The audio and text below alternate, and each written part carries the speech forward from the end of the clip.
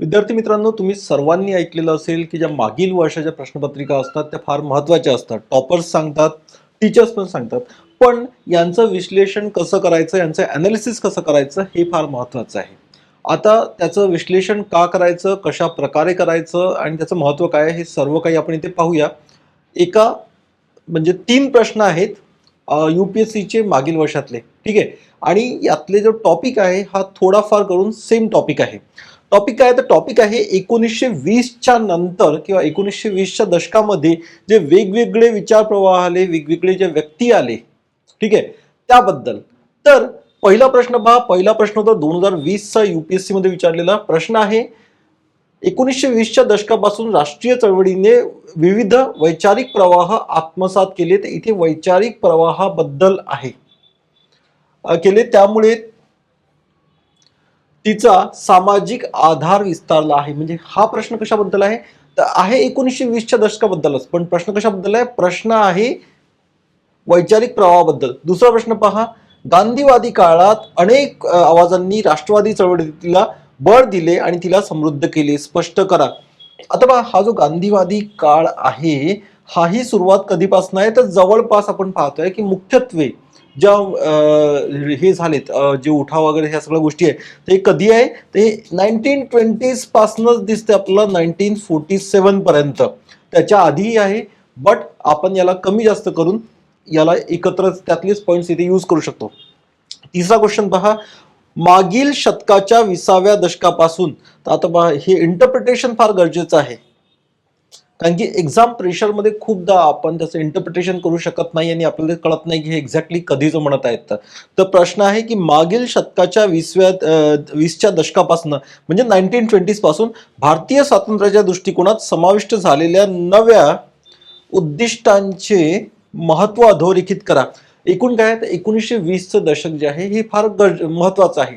पण प्रत्येक यामध्ये प्रश्न काय विचारलेला वेगवेगळे. पहिला यामध्ये विचारलेला आहे वैचारिक प्रवाहांबद्दल, ठीक आहे, जे वेगवेगळे वैचारिक प्रवाह आले त्याबद्दल. दुसरा जो प्रश्न आहे तो कशाबद्दल आहे तर तो आहे जो चळवळींमध्ये जो वाढलेला सहभाग आहे, ठीक आहे, जे विविध सामाजिक घटक आहे त्यांच्याबद्दल. आणि तिसरा जो प्रश्न आहे तो कशाबद्दल आहे तर तो प्रश्न आहे स्वातंत्र्याच्या ध्येयांमध्ये जे बदल झाले त्याबद्दल. तर नेहमी हे जे प्रश्न आपण वाचतो त्याला अनालिसिस करताना एक्झॅक्ट त्यांची डिमांड काय आहे, त्यांची मागणी काय आहे हे समजणं गरजेचं आहे. जर ते समजलं नाही तर आपण फक्त 1920च्या दशकाबद्दल लिहून येऊ आणि असं जर लिहून आलो तर आपल्याला नंबर मिळणार नाही. आता आपण डिटेलमध्ये पाहूया की यामध्ये एक्झॅक्ट डिमांड काय होती तीनही प्रश्नांची.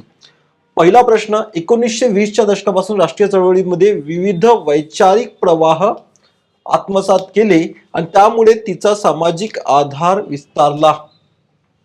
आता इथे पहा, विविध वैचारिक प्रवाह म्हणजे जे आयडिओलॉजिक स्टँड्स आहे आणि यामध्ये तुम्हाला कशाबद्दल लिहू शकता तर पहिला आहे समाजवाद, सोशलिझम, ठीक आहे. तर यामध्ये समाजवादामध्ये काय आहे की इथे आपल्याला दिसतं की पंडित नेहरू आहे, त्यानंतर बोस आहेत. तर हे काय तर इथे कुठेतरी समाजवाद याबद्दल डिस्कशन चालू आहे. त्यानंतर तसंच साम्यवाद आहे, कम्युनिझम आहे, जसं तिथे रशियाची चळवळ झाली तर त्यामुळे साम्यवाद पण आहे. त्यानंतर क्रांतिकारी राष्ट्रवाद आहे, ठीक आहे. त्यानंतर शेतकरी व जे कामगार संघटना आहे यांच्या ज्या चळवळी होत्या तेही महत्वाचं होतं. याच काळामध्ये आपल्याला दलित संघटना आणि समाजवादी राजकारण यांचाही आपल्याला इथे फोकस दिसतोय.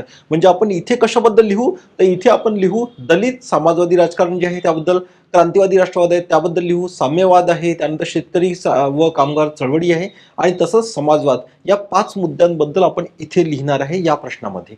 आता बघूया नेक्स्ट क्वेश्चन मध्ये आपल्याला काय लिहायचं आहे. गांधीवादी काळात अनेक आवाजांनी राष्ट्रवादी चळवळीला बळ दिले आणि तिला समृद्ध केले, हे तुम्हाला स्पष्ट करायला सांगितलेलं आहे.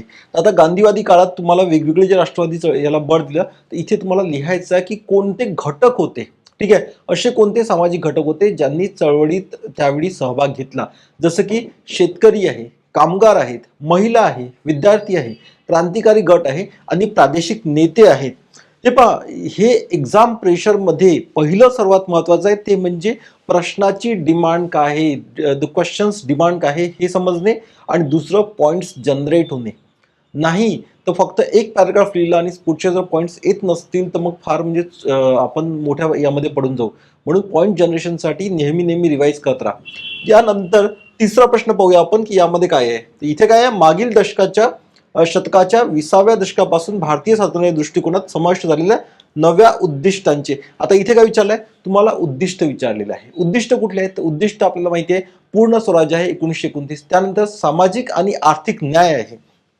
आपण जे पंडित नेहरूंच्या ज्या स्पीचेस होत्या, जे भाषणं होते, त्यामध्ये दिसतं आपल्याला की सामाजिक आणि आर्थिक न्यायाबद्दल ते बोलत आहेत. त्यानंतर जमीन सुधारणा, जे लँड रिफॉर्म्स होते त्याबद्दल बोलण्यात आलेलं आहे. तसंच कामगाराचे हक्क आहेत, लोकशाही, समानता आहे, तर त्याबद्दल आपल्याला इथं लिहायचं आहे. सो प्रश्न एकाच मुद्द्याबद्दल आहे, ते म्हणजे 1920च्या दशकाबद्दल, बट तुम्हाला वेगवेगळ्या पद्धतीने विचारलेलं आहे. तर ते प्रश्नाची डिमांड काय आहे, या तीनही प्रश्नांमध्ये हे समजून घेणं गरजेचं आहे.